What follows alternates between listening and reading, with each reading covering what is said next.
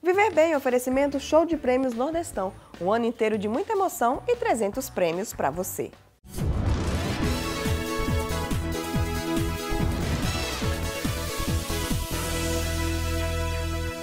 Bom dia, mais um sábado, né? Viver Bem no ar mais cedo, durante todo o horário de verão. Nosso encontro é às 8 horas da manhã.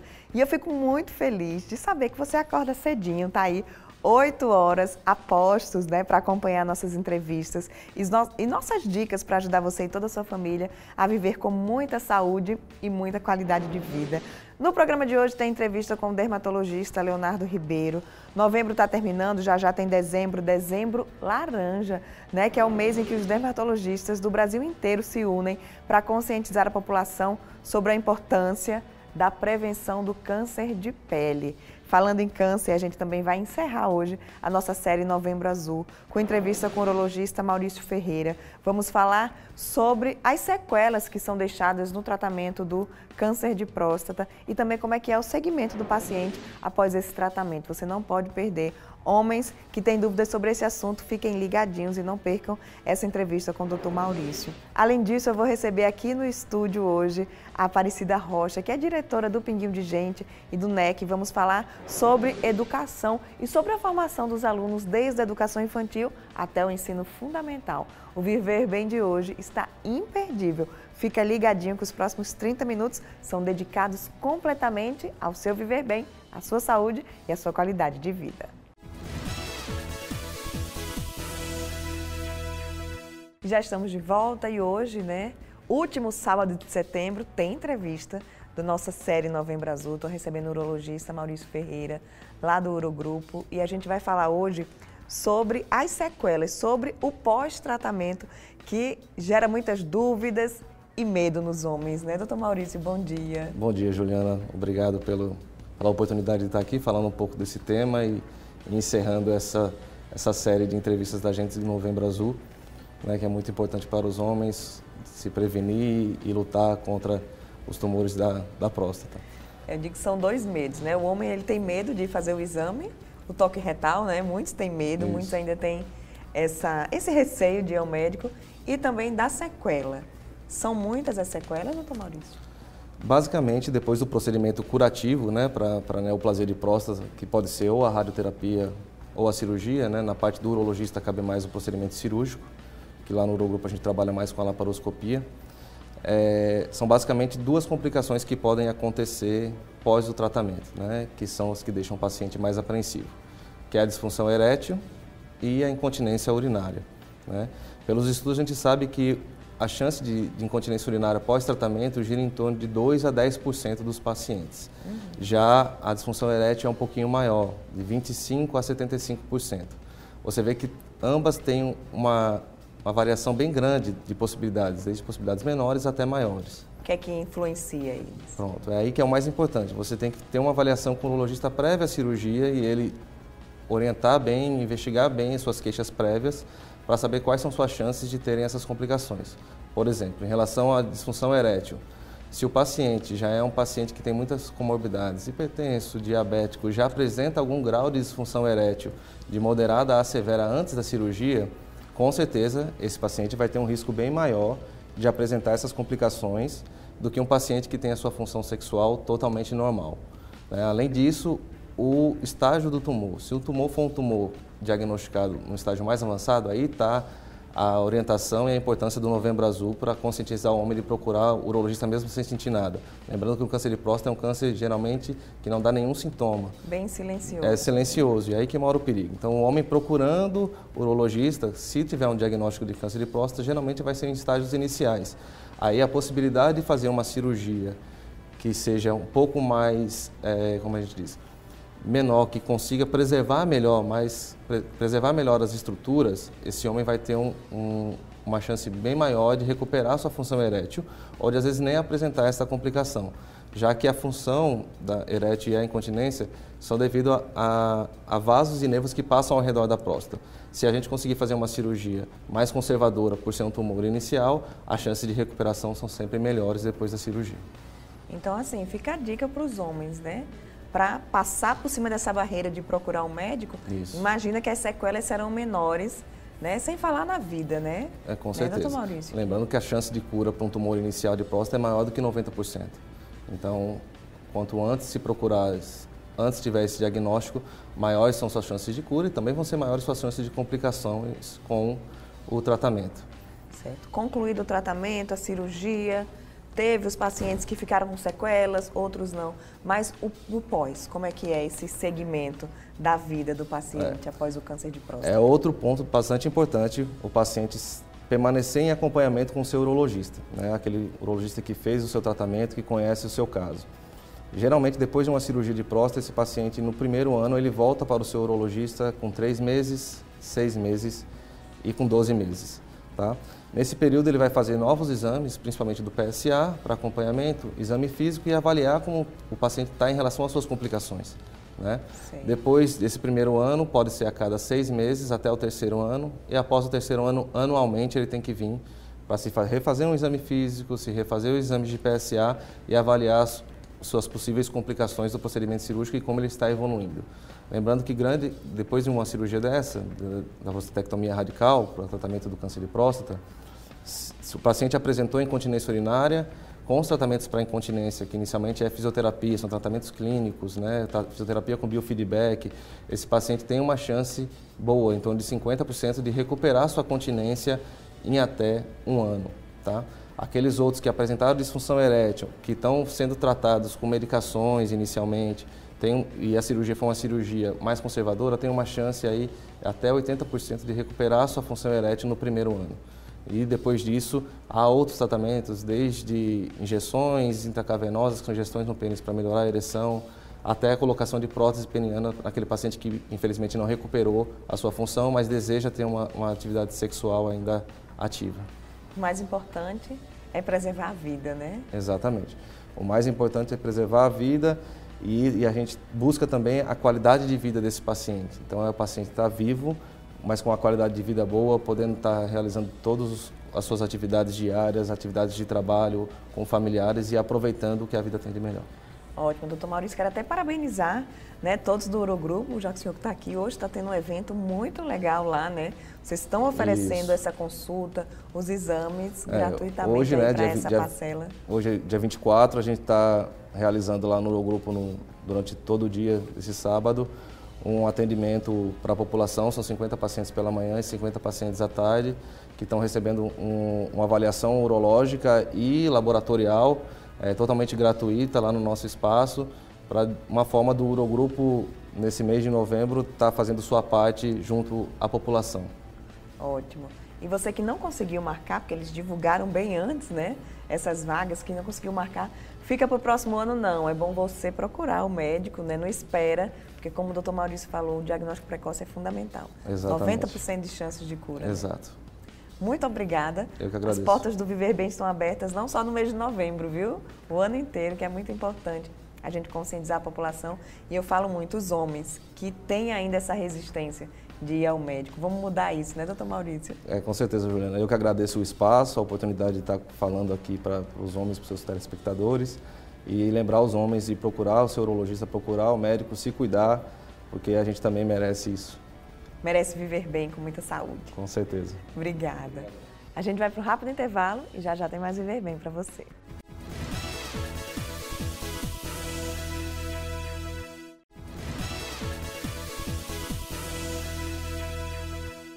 Novembro está terminando, já chega dezembro e chega o verão e começa aquela preocupação e essa campanha que já virou tradição, que os dermatologistas do Brasil inteiro, né, abraçam essa causa, é o Dezembro Laranja, para conscientizar a população sobre a importância dessa prevenção do câncer de pele, né, doutor Leonardo? A gente está recebendo hoje aqui no programa doutor Leonardo Ribeiro, dermatologista, membro da Sociedade de Dermatologia, né, doutor Leonardo? Sim. E é importante essa campanha nessa época do ano?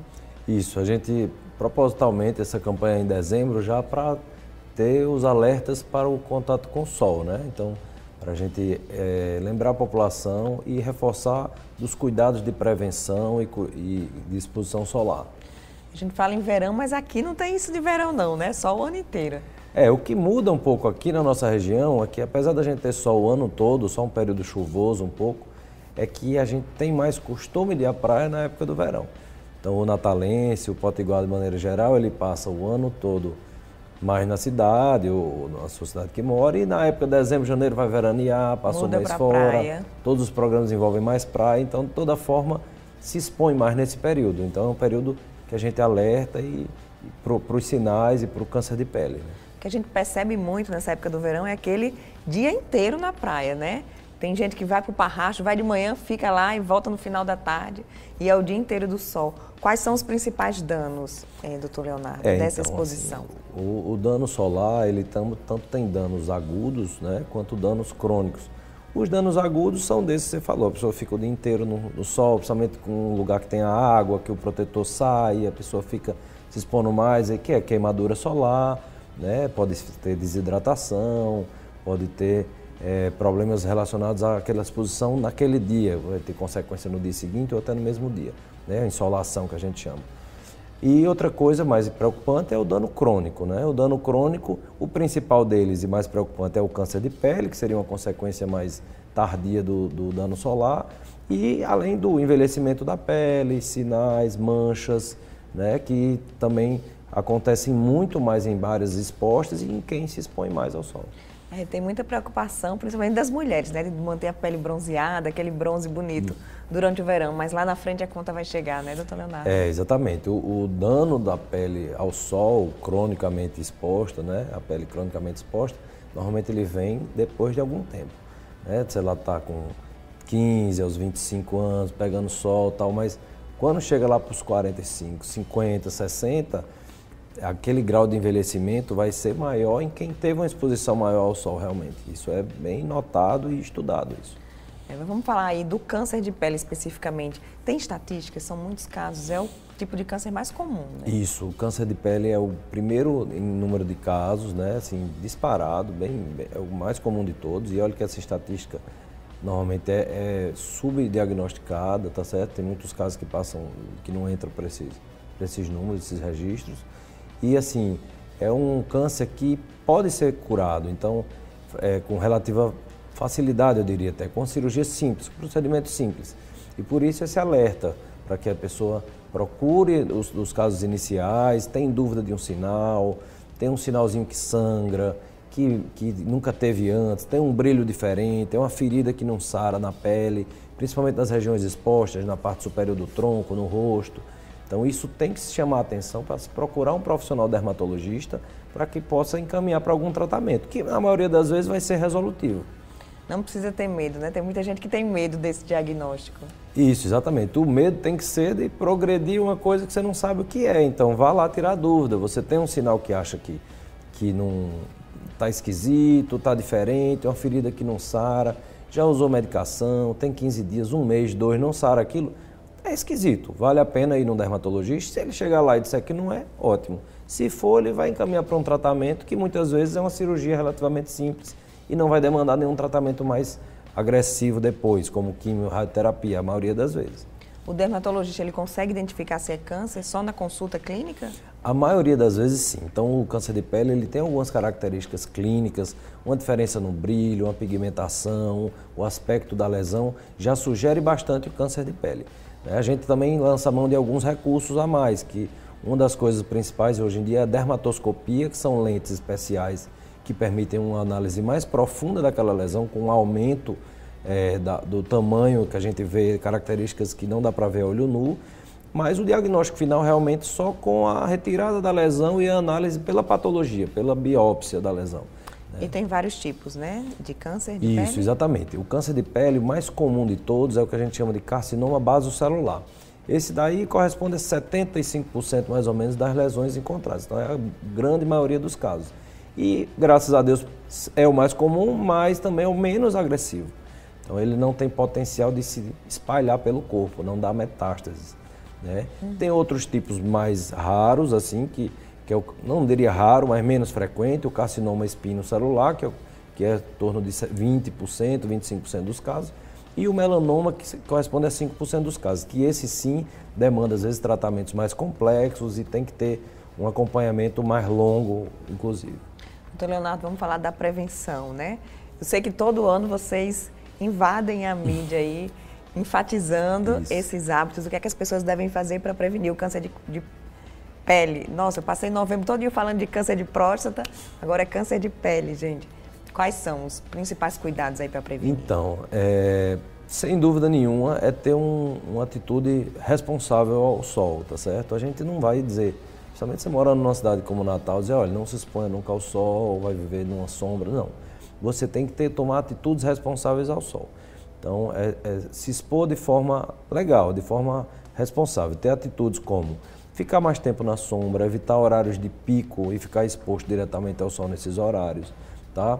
Passar o protetor solar e repassar, principalmente nesse período de verão. Tomou banho de praia, tomou banho de piscina, repassa o filtro solar. Quanto tempo aí de diferença? Se for com água, o ideal é passar dentro de 1 hora, tá? Se for numa área exposta, se está num ambiente aberto, a cada 2 horas, mas no dia a dia você pode passar a cada 3, 4 horas, tá?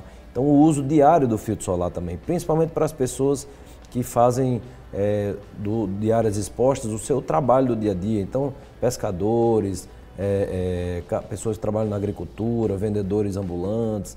Então, pessoas que fazem do dia a dia se expõem ao sol por questão do seu trabalho. Então, esses, então, tem que ter um cuidado ainda maior. Usar proteção física, chapéu, camisas que hoje em dia se dispõem com proteção solar.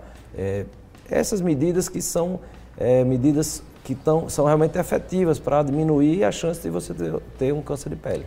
A roupa com proteção dispensa o uso do protetor? Não, você passa o protetor e põe a roupa por cima. O recomendado é que se passe o protetor também, apesar de que muitas vezes a pessoa não passa, mas já é uma proteção relativamente boa. Mas o recomendado é que se passe, porque em determinado momento você molhou, quer tirar a camisa e aí não tem protetor por baixo, ou pelo vento não sobe mais a blusa e vai queimar aquela parte que está sem protetor. Então o ideal é que use. É muito prático, a gente costuma falar, principalmente para crianças, né? Então para criança que vai se molhar, às vezes não gosta de repassar o filtro e é uma confusão, e às vezes isso daí vai ser uma forma prática de fazer. E achar um filtro adequado para a sua pele, isso é fundamental também. Porque filtro solar para ficar se usando no dia a dia tem que ser um filtro que seja agradável na tua pele, tenha um toque bom, não tenha um cheiro forte, não vai ficar oleoso, com o rosto brilhando, né? Então hoje em dia a gente tem a diversidade de filtros solares, de todas as cores, todas as texturas possíveis, e com certeza o seu dermatologista vai saber lhe indicar um filtro bom para as mulheres agora as maquiagens também, graças a Deus, né? Vem aí com isso, tudo proteção. Com filtro solar para ficar prático, né? Doutor Leonardo, muito obrigada. Nosso tempo é curto, mas fica o convite, né, para voltar aqui outras vezes, para a gente continuar aí conscientizando a população. Tá bom, eu agradeço o espaço. O Dezembro Laranja, a gente tem sempre uma ação que vai ser no início de dezembro. Pode acessar pelo site da SBD, que é o sbd.org.br, e lá tem todas as informações a respeito das ações contra o câncer de pele no mês de dezembro. Pois é, você já vai se programando, porque o cuidado com a pele será reforçado agora que o verão está chegando. Obrigada, doutor Leonardo. Por nada. E a gente vai para um rápido intervalo, não saia daí, já tem mais Viver Bem.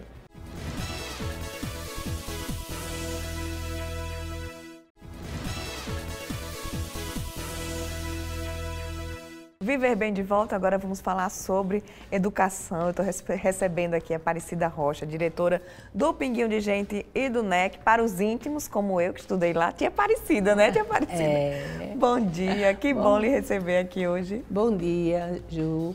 Eu estou muito feliz de estar aqui com você, sendo entrevistada por um ex-aluno e uma grande profissional. Tão bom, né?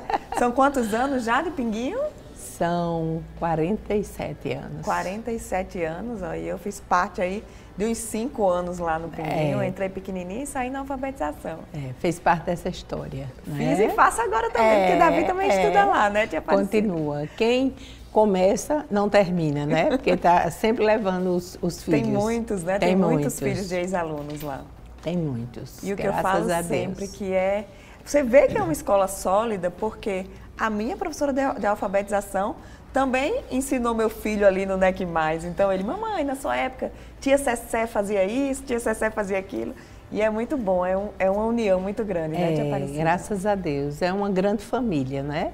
Porque a educação se faz dessa forma, né? Com muito amor, com muita dedicação, porque é algo tão sublime que tem que ser dessa forma. O que eu percebo muito, o que eu valorizo, o que eu destaco demais é que os alunos lá, desde pequenininho, eles não estão ali na escola só para aprender a ler e a contar. Tem toda uma magia atrás, né, Tia Aparecida? Tem toda uma preocupação com os valores, informar que aquele aluno ali saia uma pessoa formada, um cidadão para o mundo inteiro. Exato. A nossa grande formação, preocupação é exatamente a formação, não só intelectual, né, mas uma formação física, moral, emocional, espiritual, porque o ser humano é tudo isso. Né? Você não pode se deter só no intelectual, no conhecimento em si, o conhecimento pelo conhecimento. Eu até sofro às vezes, porque eu vou ensinar ele, eu venho na minha metodologia antiga. Sim. E é tudo diferente hoje, né? Mudou muito. É algo assim que nós temos que acompanhar o ritmo deles. Hoje a criança é muito bem informada, é muito questionadora, ela entende tudo e nós temos que acompanhar. Não é? Não partir do professor, sempre tirando do aluno o que ele tem. Não é? Aí dali nós vamos orientando e encaminhando, porque não pode haver esse choque de informações, nem esse choque de idade, né? Porque eles são super modernos e tudo eles sabem, tudo eles entendem. E nós temos que respeitar isso. Eu ia falar exatamente isso. A tecnologia lá é uma grande aliada, né? As crianças, elas chegam na sala, a lousa já é digital e tem os aplicativos. Vamos falar um pouquinho dessa inserção da tecnologia na metodologia de ensino do Pinguinho e do NEC também, né? O Pinguinho começa no Pinguinho e continua com o NEC, mas sempre assim, eles estão... Como nossa metodologia é socio-interacionista, o que está acontecendo no mundo, eles também estão envolvidos dentro da escola. Porque o que eles vivem na escola, eles levam para a sociedade. Então, essa tecnologia é o que eles vivenciam, todos os momentos. E nós direcionamos para o bom caminho, que a tecnologia é muito boa, mas se for bem orientada. Lá tem o SAI Digital, né? Tem um aplicativo que... Fez a tarefa, tem que pegar o telefone, o iPhone e interagir também. Isso interage, eles têm aula. Quando eles chegam em casa, eles podem rever a aula, né? Eles têm as informações, ele tem um livro digital onde ele pode pesquisar. Quer dizer, é algo que não cansa. Quando eles têm aula de matemática, eles têm um Mangarrai que também entram para tirar as dúvidas, para ver problemas. Então, é uma interação muito grande e eles amam, né? Eles estão em sala, aí tem qualquer dúvida, aí vamos olhar na internet, entra e eles tiram as dúvidas. Então, tudo bem orientado. Isso é muito bom, traz o aluno para perto. Né? Eles, graças a Deus, nossos alunos, eles são muito envolvidos com o aprendizado, entendeu? E isso é muito interessante, porque eles não têm rejeição a aprender, porque é um momento muito bom para eles, não é? Eles têm interesse em tudo. Você vê as nossas comemorações, as nossas festas, eles que querem participar. Até os alunos do Fundamental 2, que já são adolescentes, eles se sentem bem em participar. Não é nada obrigado, tudo parte deles. Porque a vida deles é essa, é de estar sempre interagindo com o conhecimento. Uma coisa que eu acho muito interessante lá do NEC, eu falo NEC porque meu filho já está no ensino fundamental, então é NEC mesmo, é essa questão do contraturno. Né? Não é o aluno não vai ficar o dia inteiro na escola sendo uma coisa chata, não. Vocês conseguiram montar uma programação muito legal que atrai demais o interesse deles, né? Vamos falar disso. O que é que tem nesse contraturno para a mãe e o pai que precisa deixar o filho o dia inteiro na escola? Olha, na educação infantil nós temos tanto a tutoria pedagógica, né? Temos também para os menores a estimulação à psicomotricidade, toda a parte motora. Temos oficinas de culinária, oficinas de artes, tudo que a criança desenvolva, não é? E no NEC nós temos, além da tutoria pedagógica que eles têm, que é a orientação, não é dever de casa, é aprender a estudar, não é? Nós temos produção textual, a mais, porque eles já têm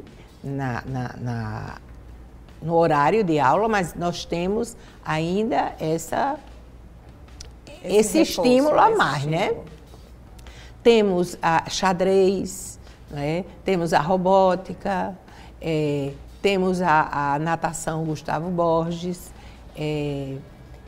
o Neckmaker também. O Neckmaker também, pois é. O que é o Neckmaker, Tia Aparecida? Tem gente que ainda tem dúvida. O Neckmaker é exatamente eles programarem, eles saberem a programar, como é que eles vão montar. Então, eles usam tudo, montam, eles programam e eles executam tudo. E isso termina abrindo a cabeça e passando por todas as disciplinas, né? E tudo tem que estar interligado, não é? Nada lá é feito separadamente, certo? Uma coisa está sempre contida na outra, porque a educação não pode ser algo isolado, né? Eles têm que ver de uma maneira global, porque no mundo nada é isolado. Tudo está interligado. Tudo está interligado, então a educação tem que ser dessa forma também. Uma coisa que eu acho super interessante é a tal da educação financeira. E eles começam a poupar e guardam o dinheiro para isso, guardam o dinheiro para aquilo, cobra dos pais, né? Com certeza. Nós agora tivemos uma viagem com a turma do 9º, 8º e 9º ano para Gramado e foi uma experiência muito interessante. Todos eles levaram dinheiro para passar os 4 dias, souberam gastar, sabiam o que comprar, como pagar, troco, tudo. Se responsabilizaram e levaram até bastante dinheiro, mas não houve problema. Sem todos eles. Não, economizaram e ainda voltaram com dinheiro. Olha aí, que coisa boa. Pois é, olha aí a educação financeira. Porque no NEC+, também temos educação financeira. Também. Na escola e no NEC+. Porque também, na escola se trabalha o programa da escola. E lá se dá o programa mesmo, a parte que é mais aprofundado. Que é o de SOP, né? Exatamente. Tia Aparecida, agora 2009 está chegando aí, já estamos aí na época de matrícula, todo mundo naquela correria. E eu estou muito feliz porque agora o NEC é bilíngue, né? Também. Agora é bilíngue. Não é que seja uma escola bilíngue, ele vai adotar o programa bilíngue, porque nós já tínhamos inglês. O inglês que todas as escolas adotavam, né? Mas agora sentimos a necessidade de o inglês diariamente. E nós demoramos um pouco a colocar o bilíngue, porque queríamos exatamente um bilíngue que trabalhasse o que eles trabalham na grade curricular. E conseguimos, né, fazer uma adaptação, porque toda a parte de inglês será baseada no que eles estão dando em sala de aula. Isso faz uma diferença muito grande. Faz uma diferença, E desde os pequenininhos já começam... Do nível 1 até o 9º ano. Olha, dentro da vivência deles. Os mais velhos que já têm mais um conhecimento, quer dizer, eles já vão ter um inglês mais aprofundado, já vão produzir textos, muita conversação, porque é isso que nós queremos, assim, que do jeito que eles trabalham a língua portuguesa, com as atividades, eles vão também ter o conhecimento com essa língua, essa nova língua, porque aí tudo vai ficar mais fácil para eles, né? Quando eles terminarem, eles já estão bem mais desenvolvidos, porque estão praticando todos os dias. Todos os dias faz diferença. Então, assim, aquela base que já é fenomenal do Pinguinho e do NEC, agora também vai ser bilíngue. Se Deus quiser. Estamos apostando nisso. Tia Aparecida, eu percebo muito, assim, uma preocupação dos pais. Desde pequenininho, a criança entra na escola, o pai já está pensando no Enem, né? Sim. Já está pensando no Enem, já está pensando no Enem. Como é que é essa preparação para o Enem, no NEC principalmente? Né? Para esses jovens, eles saem no 9º ano e aí vão para o ensino médio. Mas assim, essa base até o 9º ano é muito importante. A base é tudo. A base é tudo, porque o Enem nada mais é do que esta base. Se esta criança é desde a educação infantil, ela tem toda esta formação, quando ela chega no ensino médio, ela vai apenas aprofundar o que ela já aprendeu. Certo? E o Enem o que é? É o conhecimento, né? Então, se ela vai fazer o Enem, ela já tem tudo isso consolidado, então é só um fechamento do que eles vivenciaram. E o Enem é isso aí, não é? Então, desde que a gente entra também em Olimpíadas de tudo para que eles comecem a treinar. Nosso aluno do 9º ano, a Olimpíada de Astronomia, ele foi colocado em primeiro lugar a nível de Brasil e vai concorrer a Mundial. Olha aí, um orgulho. Aí ela fica aí astronomia, babando com esses alunos. Eu fico porque são meus filhos espirituais. Oh, coisa boa, tia Aparecida. Muito obrigada por essa entrevista. Você não imagina a honra que é para mim recebê-la Para mim aqui. também, eu lhe agradeço, fico muito feliz e quero desejar, assim, que cada aluno tenha a oportunidade de fazer o seu desenvolvimento, não só intelectual, mas este ser, não é, ético, moral, não é, que é o que a gente trabalha muito, essa ética, essa moral e essa espiritualidade, que é o que nós estamos precisando para essa nova geração, mundo, né? Para fazer a diferença. Obrigada, tia Aparecida. Querida, eu também agradeço. Viver Bem de hoje fica por aqui. Muito obrigada pela sua audiência. Próximo sábado, 8 horas da manhã, a gente se encontra mais uma vez aqui na Band. Estou te esperando, hein?